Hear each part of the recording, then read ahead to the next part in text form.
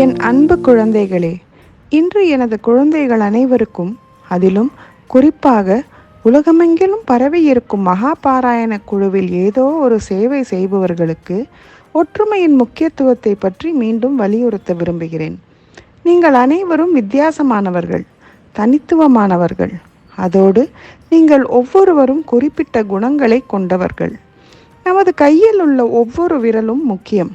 அவ்வாறே உங்களுக்குள் வேறுபாடு இருக்கலாம், ஆனால் நீங்கள் அனைவரும் ஒரு பொதுவான காரணத்திற்காகத்தான் வேலை செய்கிறீர்கள்.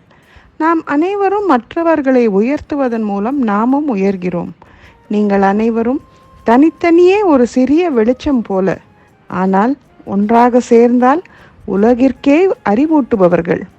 ஒரு திருகுவெட்டு புரிதல், அதாவது ஜிக்ஸா பசிலில் எவ்வாறு ஒரு படத்தை முழுமையாக முடிக்க பல துண்டுகள் தேவைப்படுகின்றதோ அதுபோன்றே உங்கள் ஒவ்வொருவருக்கும் மற்றவர்கள் தேவை.